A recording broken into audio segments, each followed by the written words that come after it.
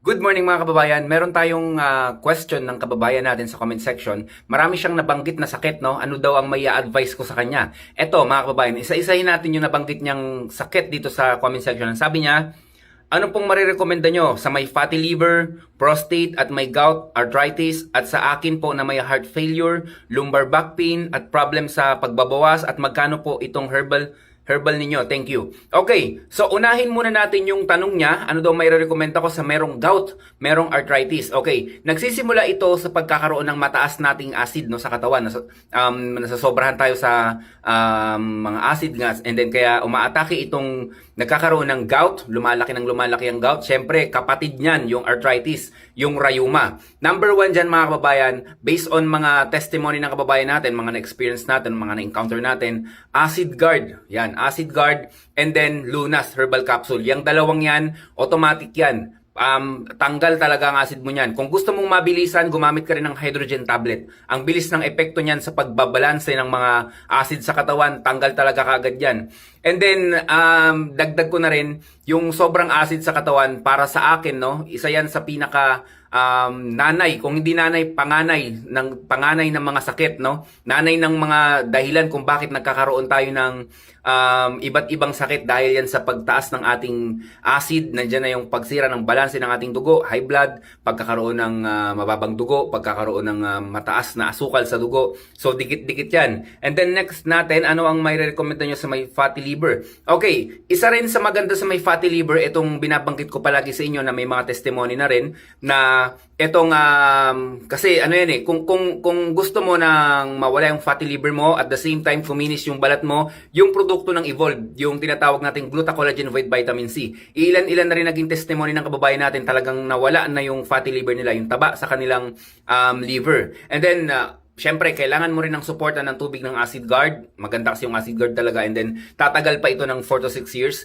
Tapos, sa fatty liver din, maganda rin ipabakbak yan dito sa Lunas Herbal Capsule natin. Pabakbak nyo ng pabakbak. Syempre, pag nabakbak yung fatty liver doon sa ating liver, may mga kaunting damages yan.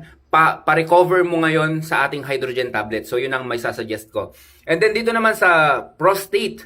Okay, marami na rin tayong kababayan na talagang yung pinapahirapan ng prostate nila, no, sakit sa ano. Ang ginagawa lang nila, Acid Guard pa din. Ayun yung panuporta. Napakalaking suporta talaga ng Acid Guard. Kumbaga, ano natin to, pang front natin to Pang front natin to sa gera yung talagang itong Acid Guard natin. And then to follow itong Lunas nga, sila yung talagang babana at pifinish, no? Pifinish doon sa problema. Marami na rin testimony niyan tungkol sa prostate. And then itong heart failure, maraming cause kung bakit nagkakaroon ng heart failure. Possible, yung mga valvula ng daluyan ng dugo papunta sa ating puso is mga barado, no? So maganda rin na detox yung katawan natin. Hindi lang naman kasi tiyan ang nalilinis ng Lunas Herbal Capsule natin. At the same time, yung pag-circulate, ma-neutral yung, mabalanse yung dugo natin, nakatutulong din talaga yung Lunas Herbal Capsule natin. At the same time, ganun pa rin. Tubig mo pa rin is yung Acid Guard. And then yung back pain, lumbar back pain, basic na lang to. Acid Guard lang to, samahan mo pa rin ng Lunas, basic lang yan, tong lumbar back pain. And then, problema sa pagbabawas, ito lang ang ma-sure ko, 100% kung problema sa pagbabawas, itong Lunas Herbal Capsule natin, yung iba nga umaangal na Sir, dumi ako ng dumi. Mas maganda yon kasi hindi titigil yung Lunas Herbal Capsule natin hanggat merong dumi dyan, hanggat merong mga mucus dyan sa bituka natin, hanggat meron even yung mga paras, mga ano dyan, yung mga tinatawag natin yung mga tapeworm, yung mga roundworm, talagang inilalabas nila yan kung ano yung parasite na hindi na naandyan, na ilalabas yan. And then regarding sa presyo, iwas tayo mga kababayan sa pagbangkit ng presyo. Syempre baka magkaroon tayo ng violation, kaya pansinin nyo yung mga comment sa comment section ng mga kababayan natin kung magkano. Nire-replyan ko lang na i-PM nyo na lang ako or else tawagan nyo yung mga support natin. Magre-response naman yan sila, lalo na kung naka-duty yung mga call support natin. Tingnan nyo lang din kung anong oras yung duty nila kasi mga ano din yan, may mga kanya-kanyang time yan. So yun lang mga kababayan, ingat tayo sa violation ng Facebook. Stay healthy, ako si Chance at ako magsasakang gala.